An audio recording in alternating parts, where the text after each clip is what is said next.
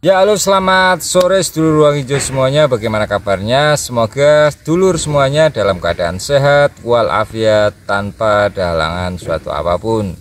Dulur semuanya, seperti biasa tak lupa kita menyapa dulur semuanya di channel Ruang Hijau, channel yang selalu membahas tentang bang pakan ya, bagaimana cara menanam bang pakan, merawat. Kemudian juga kita akan sering-sering berkunjung ke kandang-kandang begitu, karena kita pengen untuk belajar terkait dengan banyak hal terkait dengan peternakan dan pertanian gitu ya. Kita akan ke peternakan, juga akan ke petani-petani dan belajar di sana. Dulur semuanya, hari ini adalah hari yang spesial karena saya mendapatkan satu paket gitu ya. Paket dimana kemarin saya belum pernah menanam atau belum mempunyai satu jenis bang pakan, yaitu telo Papua. Karena belum mempunyai, jadi ya saya pengen mengkoleksi gitu. Saya mengkoleksi bang pakan atau jenis-jenis rumput baru dan kemudian saya kembangkan di sini. Nah dulur, bagaimana sih kira-kira cara untuk menanam telo Papua gitu? Nanti kita akan memvideokannya ya. Siapa tahu ini juga bisa bermanfaat untuk dulur semuanya yang ingin menanam telo Papua. Nah sekarang kita coba lihat nih, kalau untuk telo Papua untuk batangannya dulur. Nah kita lihat nih, kalau telo Papua ini kurang lebih sudah datang sekitar 4 atau 5 harian yang lalu ya. Di 5 hari tapi dia masih cukup kuat. Gimana caranya? Saya taruh saja di lokasi yang sejuk gitu ya. Ini tadinya saya taruh di pinggiran sumur atau kamar mandi gitu ya. Saya taruh di ember gitu ya, supaya dia mendapatkan hawa yang dingin. Kita lihat ya, belum kita tanam saja ini sudah muncul beberapa daun ya, beberapa daun yang sudah muncul tunas-tunasnya. Sebelumnya saya sudah pernah menanam sih ya, di polybag gitu ya. Pertumbuhannya kalau untuk telo Papua ini cenderung cepat gitu ya. Untuk seperti apa kandungan proteinnya nanti kita sertakan ya di dalam video ya, ada informasi terkait dengan kandungan telo Papua ini. Nah sekarang kita akan menanamnya ya dulur semuanya. Mari kita tanam telo Papua ini. Ya dulur ruang hijau, kita akan menanam di area sekitar sini ya. Sebelumnya di sini kita sudah menanam beberapa jenis rumput gitu ya. Kita kemarin tanam odot super, kemudian kita tanam singkong sayur. Ayo mas, kita coba tunjukkan mas Aing. Di sini odot supernya sudah ada. Ini odot super sudah saya tanam kemarin. Kemudian ada singkong sayur. Nah ini produksi daun saja ya, seperti telo Papua dan singkong karet. Nah di sana juga ada singkong karet tuh, di sana ada singkong karet. Kemudian ada indigo vera gitu ya. Jadi kita harap di sini bisa rapet gitu ya. Walaupun rapet, nanti kita juga tunjang dengan pemupukan supaya semuanya bisa menghasilkan bang pakan yang baik juga. Ini kalau saya lihat di sini ada beberapa yang tumbuh tanpa saya tanam ya dulur. Ini nanti kita biarkan saja. Kalau dulur lihat di sini ada ini lamtoro ya. Jadi ini lamtoro yang tumbuh di sini tanpa kita tanam gitu. Karena dulu di sini ada pohon yang besar sekali. Tapi ini dia bersaing dengan odot super. Siapakah nanti pemenangnya gitu ya. Kalau bisa sih mereka bisa hidup bareng di sini ya. Jadi nanti dia berproduksi, si lamtornya juga berproduksi untuk daunnya. Tapi kalau semisal ada kemungkinan kalah salah satunya ya, nanti akan kita eskalasikan dulu. Kita pindah ke polybag dan kita cari lokasi di mana dia bisa ditanam gitu agar sempurna untuk perkembangannya. Sama aja nih satu lagi nih di sini lur. Tapi dia juga berdempetan ya dengan odot super yang kita tanam. Ini dia berdempetan. Jadi nanti kita eskalasikan. Oke, kita tanam telo Papuanya ya sekarang ya. Oke, sebelum kita tanam seperti biasa kita bersihkan dulu. Sebelumnya ini sudah dicangkul ya, tapi agar terlihat indah itu kita bersihkan dulu supaya nanti pas disawang dan pas ditanam ini kelihatan bagus gitu ya, rapi. Kemudian kita lebih enak juga untuk memantau perkembangannya ya gitu. Jadi kita bersihkan dulu dan kita akan buat lubang di sini ya. Sebenarnya nggak usah buat lubang juga bisa sih, karena tanah ini sudah digemburkan sebelumnya. Jadi kita tancapkan saja, tancapkan langsung ke dalam tanah. seperti ini. Ini sudah gembur. Kalau tanah teman-teman belum gembur ya digemburkan ya. Tapi ini sudah cukup gembur, kita masukkan aja, kita tancap. Nah, sudah tercancap satu batang telo Papua. Nah, agar lebih aman lagi gitu ya, supaya tidak terinjak-injak, nantinya kita cari satu bambu ya untuk penyangga. Kita dapatkan bambunya dan kita kasih tanda ya. Ini sebagai tanda aja kalau di sini ada sesuatu yang kita tanam, supaya nanti kita lebih hati-hati kalau mau mengambil rumput, karena di sampingnya ini kan ada rumput-rumput yang sudah tertanam ya. Paling pinggir saya variasikan saja, di sini ada Guatemala, ini ada red napir, kemudian ini ada Zanzibar, kaliandra merah gitu. Sewaktu-waktu kita akan memanen ini, jadi kita memanennya lebih hati-hati karena di bawah ada karena di bawah ada telo Papua yang kita tanam. Kita lanjutkan dengan penanaman beberapa stek telo Papua yang lainnya. Sambil jalan kita sambil bersih-bersih ya dulur ya. Tapi kalau saya di sini bersih-bersihnya cukup hati-hati ya, karena ada odot-odot yang saya tanam kecil-kecil sekali steknya gitu ya. Karena kemarin odot super itu langka sekali untuk bibitnya, kita kembangkan yang ada di sini saja. Nah, ini sudah ada korban nih lur, dari ketidakhati-hatian saya. Ini sudah patah odot supernya gitu ya.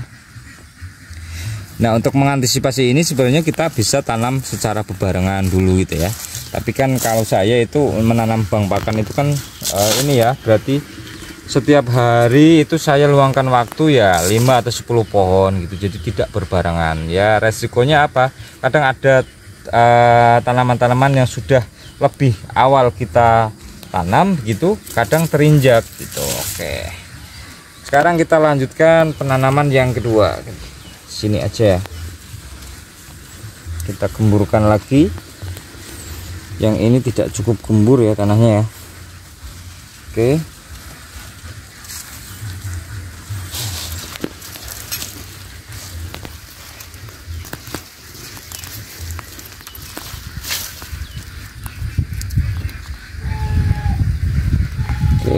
kita tanam di mana? Di sini. Kita tanam di sini. Nah, yang perlu diperhatikan dulur semuanya, karena ini batangnya seperti batang singkong, batang singkong karet, telo sayur gitu ya, atau singkong biasa yang produksi umbi. Jadi yang penting teman-teman nggak kebalik aja ya, nggak kebalik. Jadi polanya seperti ini. Biasanya tunas ini kan ke atas sini ya. Nah, di atas tunas ini ruas-ruas ini biasanya muncul tunas. Dulur jangan sampai menanamnya kebalik. Kalau kebalik otomatis makin hari dia akan membusuk dan akan mati. Jadi kita tancapnya harus ke atas gitu ya, mengikuti lajur ini ya. Bisa diperhatikan seperti ini ya. Oke, kita tancap lagi begini saja. Musim hujan tanah cenderung lebih gembur gitu ya, sudah dibantu sama hujan untuk mengemburkan.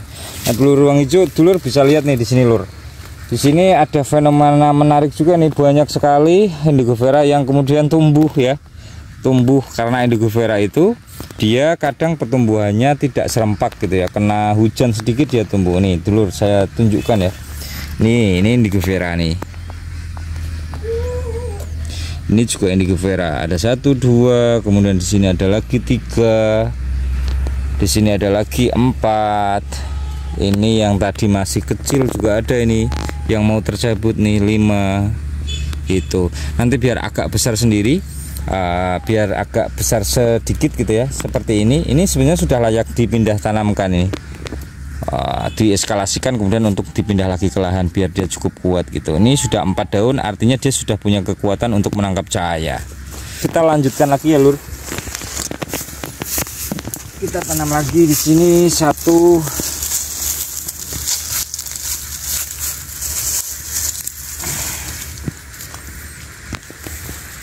Oke.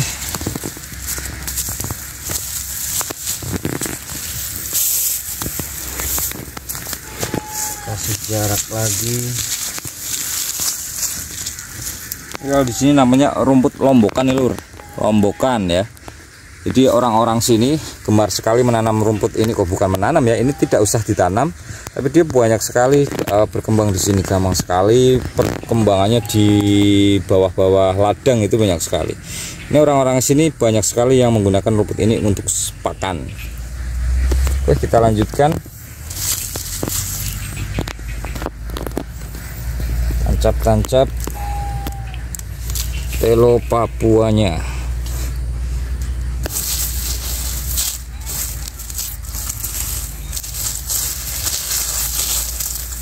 Oke, sudah ada beberapa stek yang kita tancap, tinggal kita carikan bambu lagi ya.